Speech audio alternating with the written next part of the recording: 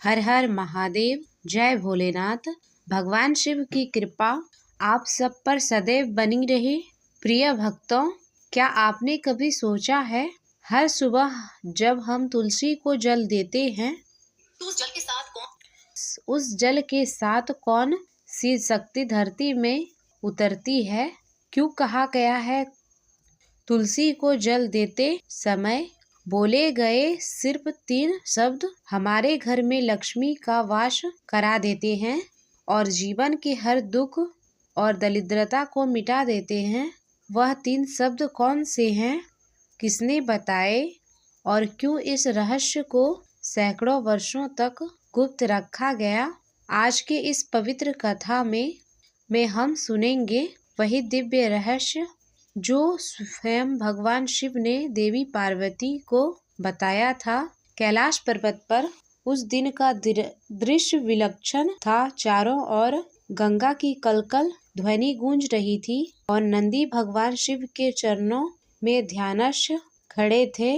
देवी पार्वती, जिनके मुख पर सदैव गंभीर शांति रहती थी, उस दिन कुछ विचलित सी लग रही थी। उनके मन में एक प्रश्न बार बार उठ रहा था, परंतु वह उसे शब्द नहीं दे पा रही थी। शिवजी ने अपने नेत्र खोले कर उनकी ओर देखा और मुस्कुराकर बोले, देवी, क्या बात है? आज तुम्हारा मन किसी रहस्य को जानने को उत्सुक लग रहा है। पार्वती बोली, प्रभु, मैं प्रत्येक दिन देखती हूँ कि आप और मैं मिलकर नित्य तुलसी के पौधे को प्रणाम करते हैं।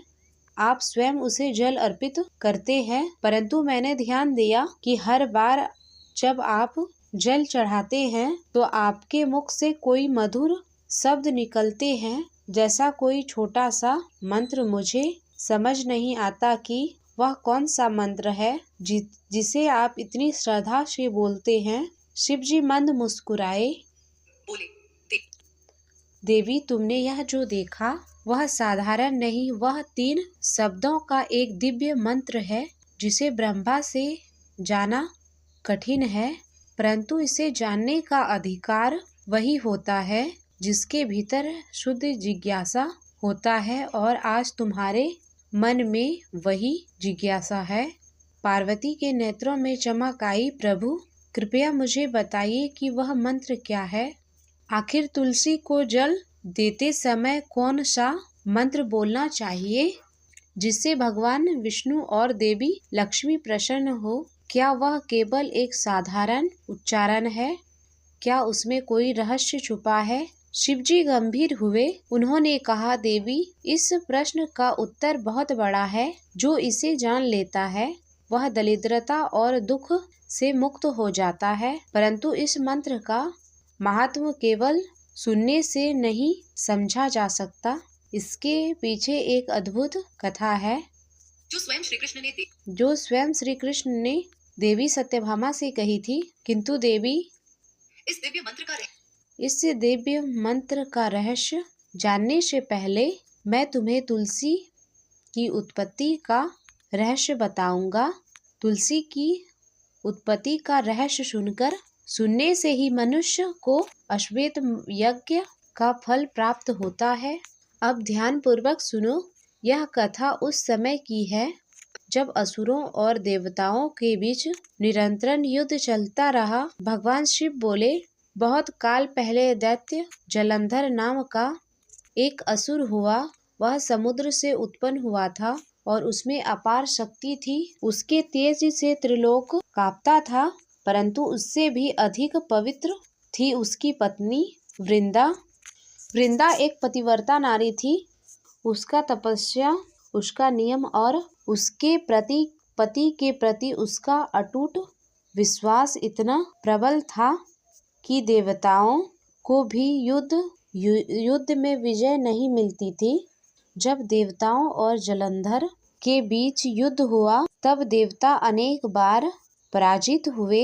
तब वे भगवान विष्णु के पास गए और बोले, प्रभु, जलंधर तो आपकी ही शक्ति से जन्मा है, परंतु उसकी पत्नी वृंदा की प्रतिव्रत के कारण हम कुछ नहीं कर पा रहे हैं। उसकी नारी शक्ति उसे अजय बना रही है।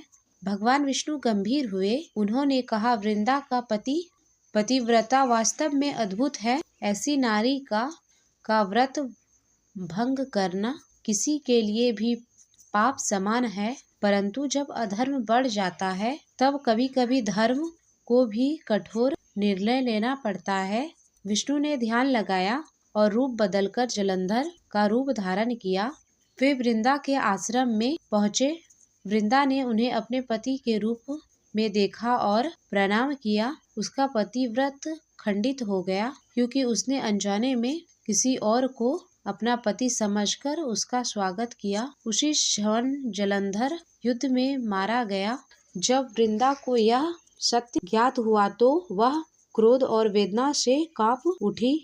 उसने भगवान विष्णु को श्राप दिया, हे नारायण, जैसे आपने मेरे पतिव्रत को भंग किया वैसे ही आप कभी पत्नी का वियोग सहेंगे। उसके शब्द सुनते ही पृथ्वी थर्रा उठी। विष्णु ने नम्रता से कहा, हे वृंदा, तुमने धर्म के मार्ग पर चलकर यह जीवन जिया है। तुम्हारा क्रोध भी पवित्र है। मैं तुम्हारे श्राप को स्वीकार करता हूँ क्योंकि यह मेरे भविष्य के अवतारों धर्म स्थापन का कारण बनेगा। परंतु तुम्हारी पवित्रता सदा इस धरती पर जीवित रहेगी।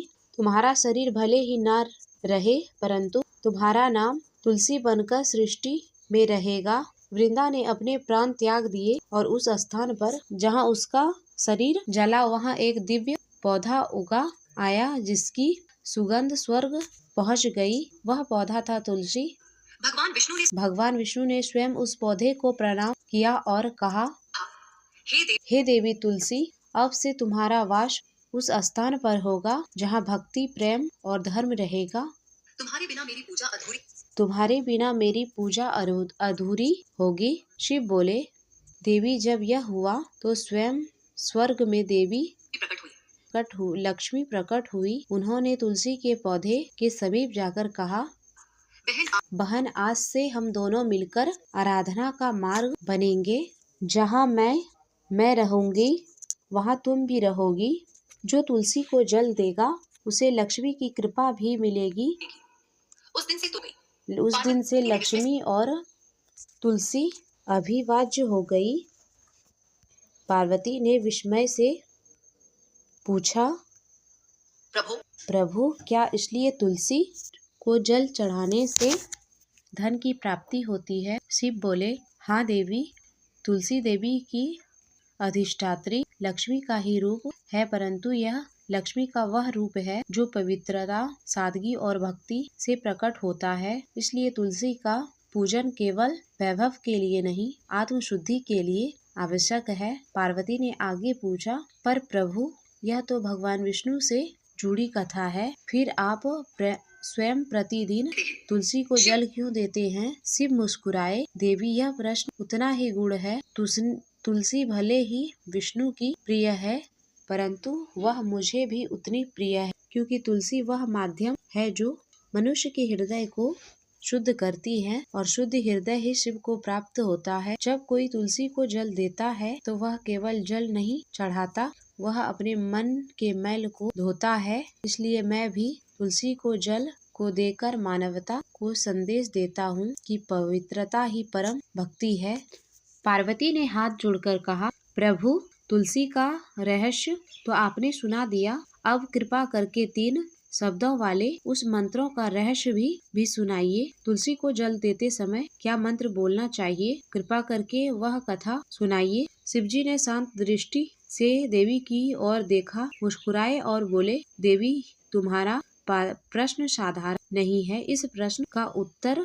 शिव बोले, जो भी स्त्री नित्य तुलसी के समक्ष इस मंत्र का उच्चारण करेगी वह सौभाग्यशाली बनेगी। जो भी पुरुष तुलसी के सामने इस मंत्र का उच्चारण करेगा उसे अक्षय धन की प्राप्ति होगी। जिस घर के सामने नित्य तुलसी की पूजा की जाएगी उस घर में साक्षात लक्ष्मी का वास होगा। तुलसी का यह मंत्र समस्त फलों को प्रदान करने वाला है, अतः जो भी तुलसी के सामने यह मंत्र का उच्चारण करेगा उसे संपूर्ण सिद्धि प्राप्त होगी। स्त्रियों को सदैव स्नान करके अपने बाल बांधकर मांग में सिंदूर भरकर नित्य तुलसी को जल देना चाहिए और इस मंत्र का उच्चारण करना चाहिए। रोज तुलसी के पौधे की परिक्रमा करनी चाहिए, इससे सभी दोष नष्ट हो जाते हैं। नित्य शाम के समय तुलसी के पास दीपक जलाना चाहिए।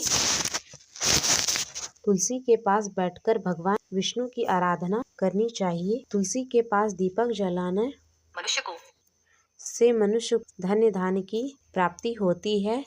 हजारों अमृत के घड़े से नहलाने से भी श्री हरि को उतनी तृप्ति नहीं होती जितने वह मनुष्यों के द्वारा तुलसी के एक पत्ता चढ़ाने से प्राप्त करते हैं। 10,000 गाय के दान से मानव जो फल प्राप्त करता है, वही फल तुलसी मंत्र के दान से मिलता है। जो मृत्यु के समय अपने मुख में तुलसी पत्र और गंगा जल पा जाता है, वह संपूर्ण पापों से मुक्त होकर श्री कृष्ण के धाम जाता है। कहते हैं जो मनुष्य पूर्णिमा, अमावस्या, द्वादशी और सूर्य संक्रांति के दिन मध्याह्न काल रात्रि बिना स्नान किए, बिना हाथ पैर धोए, रात्रि के वस्त्र पहनकर तुलसी के पत्र तोड़ता है, वह महापापी होता है। श्रद्धा, व्रत, दान, प्रतिष्ठा तथा देव पूजा के लिए तोड़े हुए तुलसी पत्र बासी होने पर भी 3 रात्रि तक पवित्र ही रहते हैं। तुलसी का एक एक पत्ता ना तोड़कर पत्तियों के साथ अग्रभाग को तोड़ना चाहिए। तुलसी की मंजरी सब फूलों से बढ़कर मानी जाती है। मंजरी तोड़ते समय उसके पत्तियों का रहना भी आवश्यक माना जाता है। पूज्य भाव से पौधे को हिलाए बिना तुलसी के अग्रभाग को तोड़ना चाहिए, इससे पूजा का फल लाख गुना बढ़ जाता है। तुलसी के पत्ते को कभी नाखून से नहीं तोड़ना चाहिए। रात्रि के समय तुलसी को तोड़ना पाप ही लगता है, क्योंकि निद्रा में तुलसी रहती है। गुरुवार के दिन तुलसी के पौधे में थोड़ा कच्चा दूध अर्पित करें। दूध चढ़ाते समय ओम नमो भगवते वासुदेवाय इस मंत्र का जप अवश्य करें। तुलसी के पौधे के पास शालिग्राम रखें और उस पर तिल चढ़ाएं। पूजा में तुलसी और शालिग्राम को दूध में भिगोकर हल्दी का तिलक अवश्य करें। शालिग्राम में तुलसी पत्र चढ़ाकर चंदन लगाना चाहिए। जो व्यक्ति नित्य श्रद्धा से तुलसी को जल देता है और ओम वृंदावन्य स्वाहा मंत्र का जाप करता है, उसके जीवन में शांति, समृद्धि और सौभाग्य सदा प्रभावित रहते हैं। ऐसे घर में देवी लक्ष्मी स्वयं निवास करती हैं और वहां से दरिद्रता, रोग और कलेश दूर हो जाते हैं। यदि यह कथा आपके हृदय को छू गई हो तो कृपया लाइक करें, शेयर करें और ऐसे ही दिव्य, प्रेरणादायक और भक्ति भरी कथाएं सुनने के लिए हमारे चैनल को सब्सक्राइब करें।